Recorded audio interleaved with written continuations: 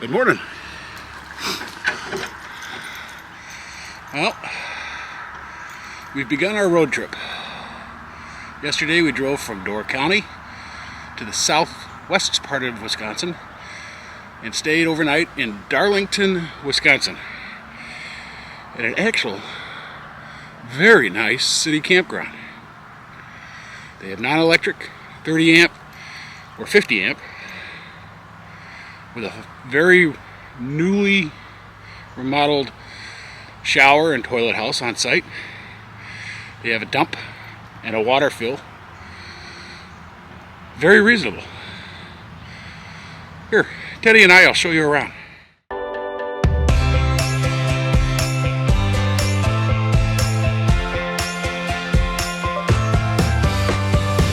On the road again.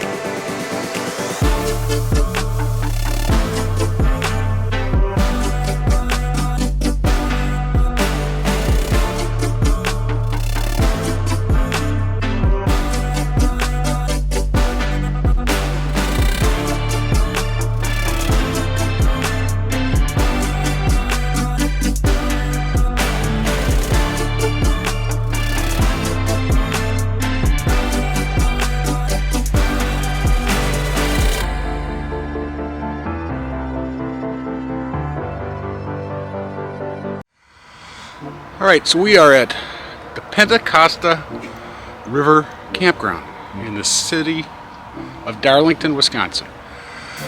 It's a first come first serve type park.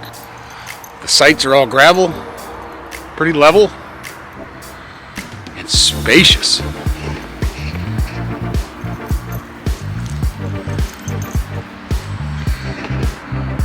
We picked site number 16 for our 41-foot Alliance Paradigm 38FL and our F350, and we had room to spare.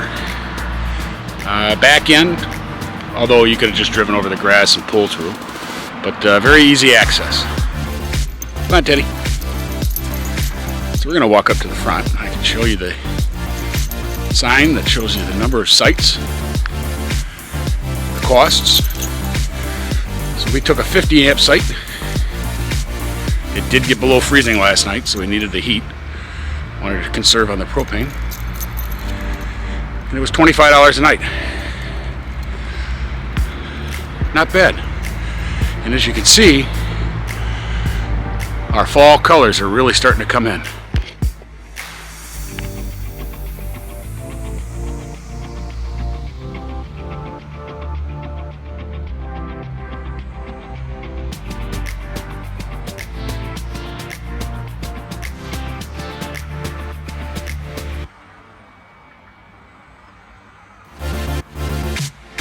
Right, Teddy?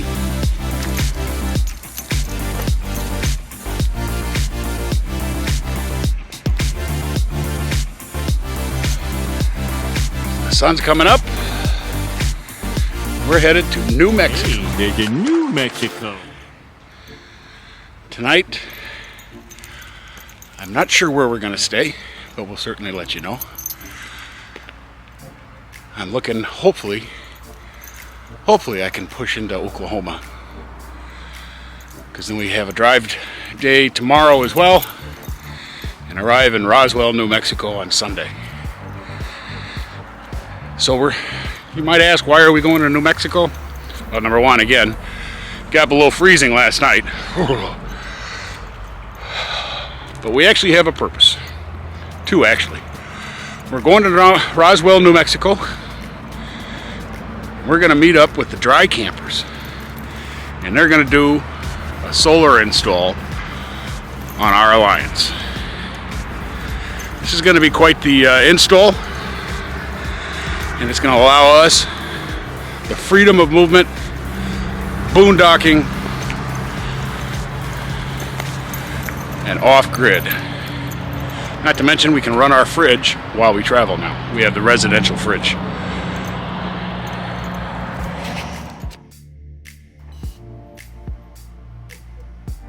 This park contains a vast children's area,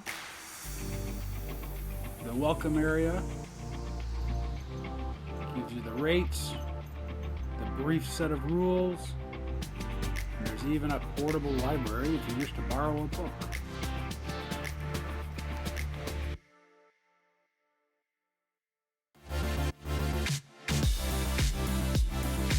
The bathhouse was recently renovated, handicapped accessible, very accommodating.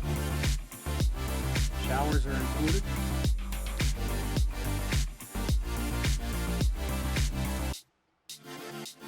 And at the entrance to the park is a freshwater fill and a dump station. You can use it as you enter or leave. There's a squirrel. Teddy sees a squirrel. There's two of them.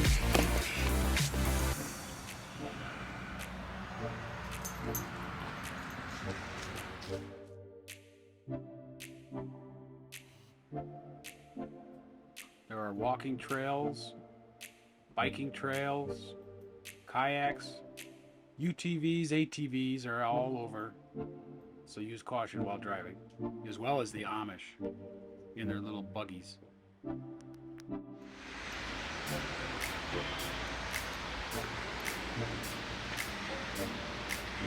The mighty Darlington Dam.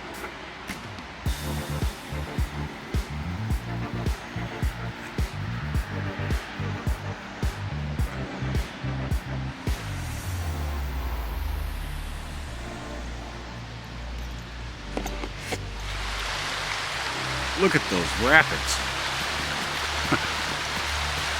But what a pleasant thing to listen to at night when you're sitting outside with a campfire.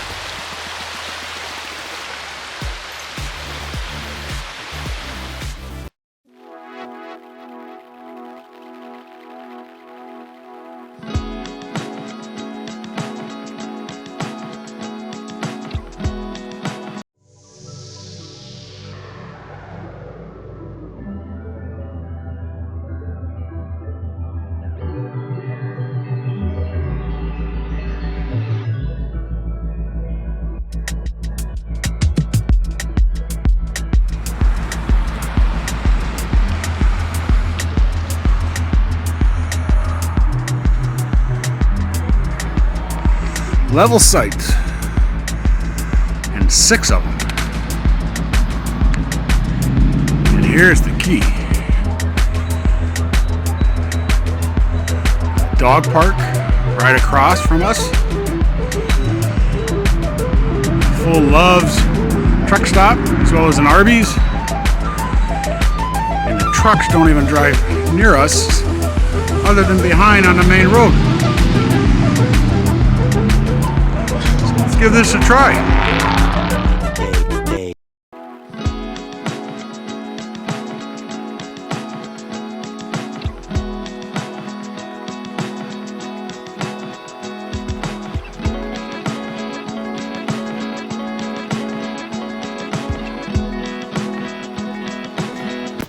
So after we left Darlington, we decided that we were going to try the new Love's RV parking.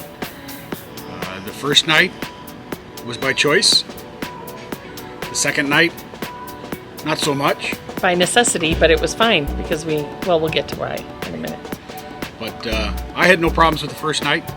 I thought it was wonderful, full hookups, a little overpriced Loves for what you're really getting. Especially when you compare it to the city park we had just stayed in. But again, full hookups. Noise didn't bother me. I didn't hear anything, although I take my hearing aids out and I'm good to go.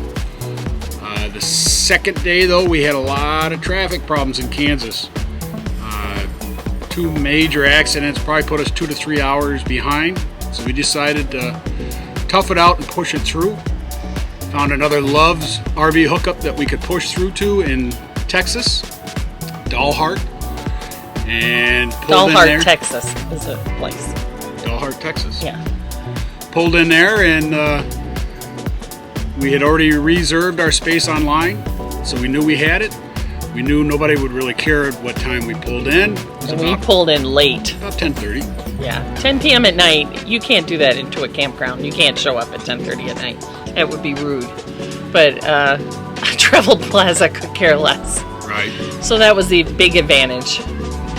All amenities and everything. Yeah, I get the second night though.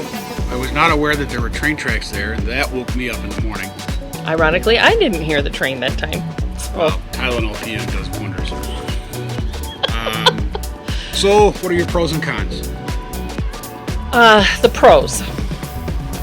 They actually put the RV hookups opposite of the building, away from all the semis. So you know you're not sitting there listening to their generators running all night. It was actually the best part of the whole travel plaza is where the RVs are. It is cement pads, flat as an arrow.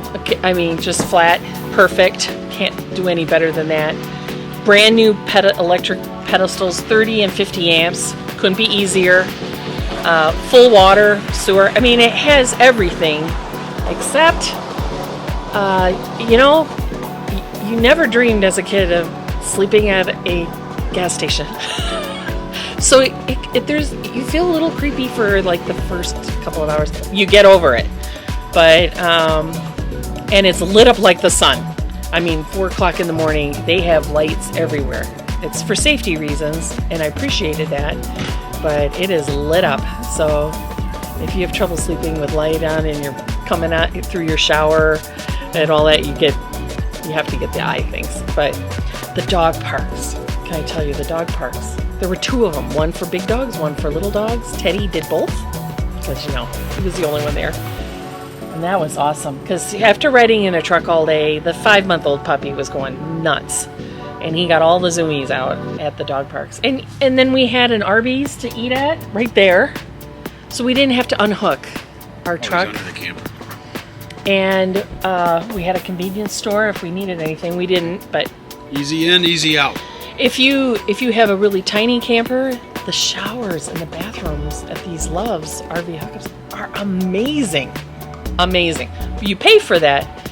No, that was the pros. The con is it was $42 a night, or 47, which is a lot. I mean, for convenience, but it's convenience. It's just like anything else. The milk is going to be more expensive, and I mean, it is a perfect RV situation, except, but you're not camping there. You're not pulling out your. How about the first night though? The negative would have been the loudspeaker. Oh, somebody hit a pump and asked a question, and she was so. And he complains about this because it was the only thing he could hear without his hearing aids. It was the first truck stop in Missouri. The first RV Loves hookup was actually there was no truck braking. You didn't hear any of that because it was at the top of a hill and not at the bottom, and so the traffic was nothing to listen to at all. I mean, it was quiet, but it was very busy, and it was our first night ever doing it, so we were a little leery of what was going on. But there was tons of campers there, and not everybody pays the $42. There were several campers just parked in the RV parking. They have parking just for RVs, and they didn't hook up or didn't need water or any of that. They didn't pay. They just mooched and enjoyed the security of a very well staffed. They're closer to the speakers too. They're closer to the speakers. Who cares about the speakers? But yeah, no. It's just the con is, your level of safe. Do you feel safe? We felt safe, and they noticed that the staff watched that area like a hawk. I mean, they were on it. And the next morning when we came in, they knew who I was. They asked me, how was my stay? So they knew which camper I got. And was it okay? And did I have any comments? And they were very receptive to everything. It's all very brand new. But $42 is a little much for that. I mean, $47, you can camp at the one we're staying in now. A campground with amenities, The one we're staying in now is a really nice one in Roswell, New Mexico. Yes. And it's $32.50 a night, full hookups. And it's got a pool and a dog run. And I think Lowe's needs to reassess that we'll see. fee. I'm sure their startup costs. I mean, they invested in landscaping around it and beautiful pads, and they had a picnic table and. Again, it's for necessity. It's for necessity. So what I would recommend it. Campgrounds won't let you in after. If they let you in after dark, that's great. But usually you can't check in at 11 o'clock. You'll wake everybody up and you'll be the jerk. But this thing is built for, I'm going across country. I don't want to stop anywhere. I'm going to stop and sleep for 8 hours or 6 hours or whatever it is you want to do. And you can get in 11 o'clock at night. You're not bothering anybody. So it has there is a reason for it that we appreciated, especially since we really had a long travel day. We decided to try to do as much as we could that day because the next day we wanted to get into this campground early, 3 o'clock. Yeah. 3 or 4 o'clock. So now we're in Roswell, New Mexico. We'll be here for almost a week and a half. And as I had said in the beginning, the project has begun. The big project. We've been looking forward to this all Mike summer. with the Dry Campers is started.